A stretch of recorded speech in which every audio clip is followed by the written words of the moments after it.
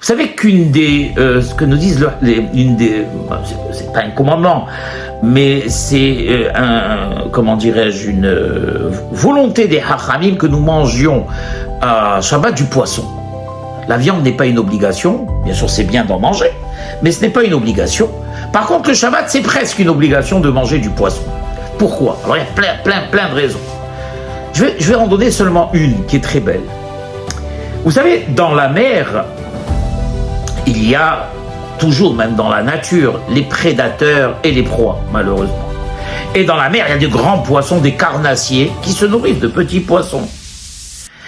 Alors, c'est étonnant, parce que le carnassier court après son petit poisson pour l'avaler, n'est-ce pas? Mais quand on ouvre le ventre de ce poisson, quand on l'a acheté, on ouvre le ventre, on va remarquer quelque chose d'étonnant.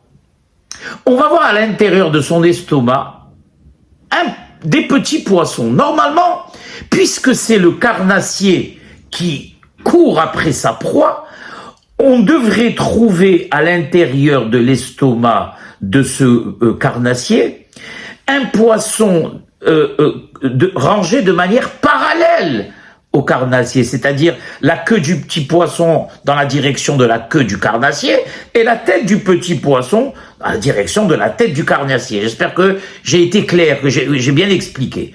Or, quand on ouvre, c'est tout à fait le contraire. On voit la tête du petit poisson dans la direction de la queue du carnassier et la queue du petit poisson dans la direction de la tête du carnassier. Ça nous explique quoi, ils nous disent les Hachamim? Qu'en réalité, c'est vrai, le carnassier court après sa proie. Et il continue à avoir la bouche ouverte. Mais in fine, le poisson qui va pénétrer, sa pitance à lui, ne vient pas des efforts, de ses efforts à lui à courir après le petit poisson. Il viendra de poissons qui nageront dans le sens inverse et qui vont rentrer directement à l'intérieur de sa bouche. Et c'est ce que veut nous apprendre Béhémet. C'est-à-dire qu'en réalité, tout ce que tu pourras investir, et tu as le devoir de le faire, car sans ça, tu n'auras rien du tout, c'est une xéra de Akadosh Baruch Hu. D'ailleurs, les Hachamim disent une chose magnifique. Ils disent c'est une xéra de Akadosh Baruch Hu, beze'at apecha tochal lahem. N'est-ce pas? Alors, notre devoir à nous, c'est, quand il y a quelque chose de pas bien, puis c'est une xéra, eh bien, c'est de limiter au maximum cette xéra. N'est-ce pas? Alors, Rahman al-Issan, quand c'est une xéra, la première des choses qu'on fait, c'est prier pour que cette xéra soit annulée. Eh bien, c'est une xéra aussi, d'Akadosh Baruch Hu, beze'at apecha tochal lahem. Alors, pourquoi on fait pas l'effort nécessaire de limiter et de diminuer cette xéra? L'homme, il a bien sûr un devoir sur terre, le devoir de nourrir sa famille, etc. Mais il a aussi du temps à consacrer à Kadosh Baruch Hu. Il a du temps à consacrer pour la prière, c'est au moins 2 heures par jour. Il y a du temps à consacrer pour l'étude de la Torah. Il y a du temps à consacrer pour l'éducation de ses enfants. Il y a du temps à consacrer pour les relations avec son épouse. N'est-ce pas? Et il y a du temps à consacrer, bien sûr, pour son travail. Tout doit être fait de manière calculée, n'est-ce pas? Mais quand on sait que en réalité, j'ai pas besoin de me faire du mauvais sang avec le Shabbat. Vendredi soir, je rentre, je pose mes clés, n'est-ce pas? Vendredi, avant la tombée de Shabbat. Et je prends ma douche et je cours à la synagogue. Et après, je rentre chez moi, ma table est prête, ma femme m'attend, mes enfants sont là, et on est joyeux, on chante, on mange, on fait les Dvar Torah, et le lendemain, la même chose. Mais je suis heureux et reposé parce que je sais qu'en réalité, je me mets entre les mains de Yitbarach Shemo La'ad Melech Malchei HaMelachim HaKadosh Baruch Hu. Et viendra dimanche, si je dois travailler, ou lundi, n'est-ce pas, si c'est en Europe. Et Akadosh Baruch Hu, croyez-moi, il a tous les moyens du monde pour me donner ma pitance et que Baruch Hashem, je vive dans le bien-être et que je ne manque de rien. Mais on va apprendre aussi quelque chose de très important. À partir du moment où moi j'ai compris que la parnassa me vient d'Akadosh Baruch Hu, à ce moment-là, je ne vais pas hésiter à prendre de cette parnassa pour la donner aux nécessiteux. En réalité, rien ne m'appartient. Tout vient d'Akadosh. Non, c'est à moi, c'est moi qui ai travaillé. Ce n'est pas à toi. Même si tu as travaillé, c'est Dieu qui a donné. La preuve en est. Combien de retournements de situation ont existé, des personnes qui étaient à la tête d'une fortune colossale ont tout perdu, allez-nous, du jour au lendemain. La preuve, c'est que ce n'est pas à toi. On raconte une histoire, rapidement, je vais vous la raconter, qui est très belle, où un ministre dans un gouvernement de Goïm était jalousé par les autres ministres parce que c'était quelqu'un de brillant et tout.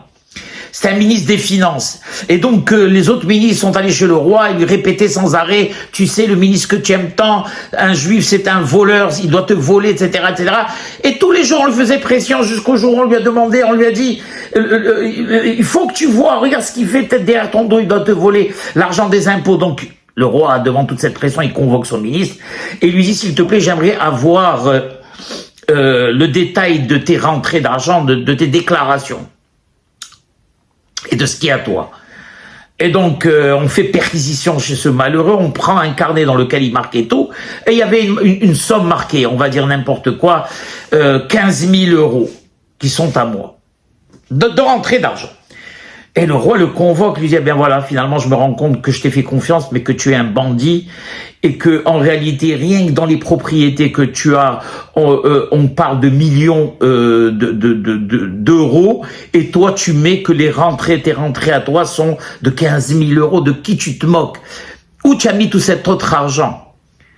Alors il lui dit, Monseigneur, vous savez, l'argent que j'ai gagné n'est pas à moi. L'argent que j'ai gagné, c'est Akadosh Baruch Hu qui me l'a donné. C'est grâce à cela, grâce à mon travail, bien sûr.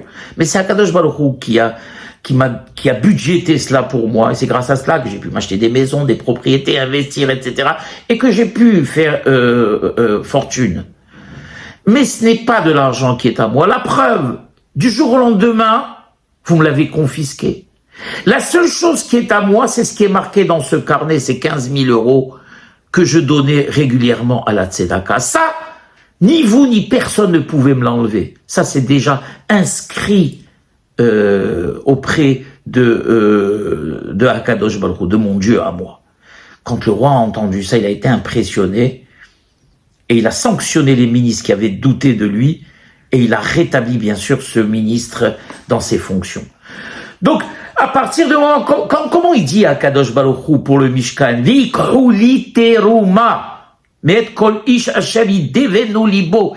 Il dit pas vitnu li et me donneront, vikru li et me prendront. Ça veut dire mashma mikan. Quand il dit à Kadosh Baruch Hu de prendre, on prend de quelque chose que lui-même t'a donné.